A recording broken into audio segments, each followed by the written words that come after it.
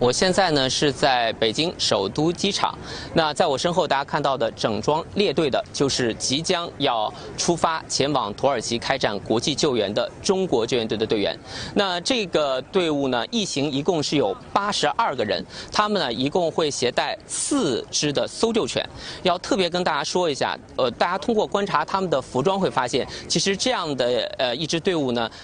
跟我们看到的其他的救援队伍有一些不太一样。从着装上，请大家注意2个细节。第一呢，就是我们可以看到每个人的衣服的胸前啊，都有一个鲜艳的国旗，那这就意味着他们所代表的是中国国家救援队。那当然，他们的肩上也有他们的这个很重要的标识，写的叫中国救援队。这也是他们到达了地震灾区之后，作为中国救援力量的一个最重要的标识。那此外呢，还要特别请大家注意，每个人的这套服装上还有一个标识，这个英文的标识，白底的这个英文标识非常的关键，因为有这样一个标识，也就意味着穿上这件服装的每个队员，包括他们所在的中国救援队，是通过了联合国国际重型救援队伍能力认证的一支队伍，因为这就是通过了这样一套严格的体系认证之后才会颁发的这样一个标识。那这样一个认证体系是非常严格的。此前我们了解到，他们这支队伍呢，也是我们国家第一支通过这样一个联合国国际重型救援能力认证的队伍。他们是在2019年的时候呢，通过了在模拟8.0级强震的情况下，参与了一个长达40个小时的一个模拟地震的救援。那其中呢是先后经过了137项的严格测试，最终是通过了联合国派出的专家组的认证，从而给予了中国救援队这样一个专业能力的认证。这也就是为什么我们这一次的出发，第一批的力量我们就选择了中国救援队。那这里呢还要特别说一下，这个救援队的82人呢，大概分为3块力量。一方面呢是有50人的行动队，就是主要开展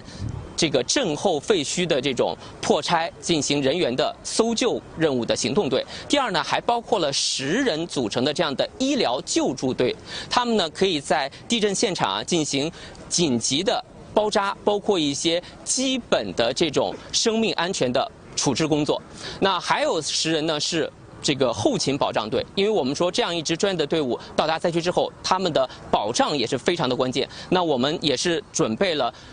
大量的生活保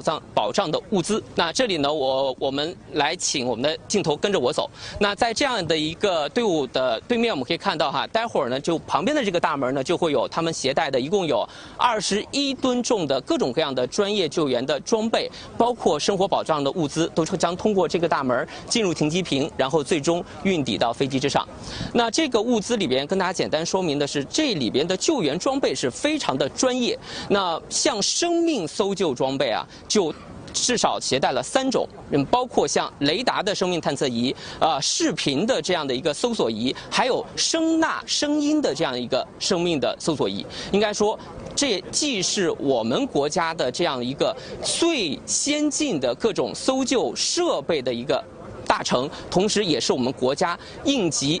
特别是抗震搜救能力的一次体现。所以这次也是把我们国家最先进的、最新的、最专业的装备全部都带到了土耳其现场去开展生命的搜救。那这里要特别告诉大家的是，这支队伍呢，待会儿就将集体出发，登上飞机之后，从北京直飞土耳其。他们将在距离地震震区最近的机场降落，预计呢会在明天凌晨左右到达土耳其，然后立即进入震区开展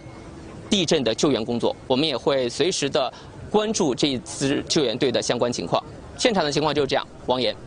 中国救援队携带大量的专业设备，即将启程直飞土耳其展开地震救援。以上是总台央视记者张腾飞从北京首都机场给我们发回的报道。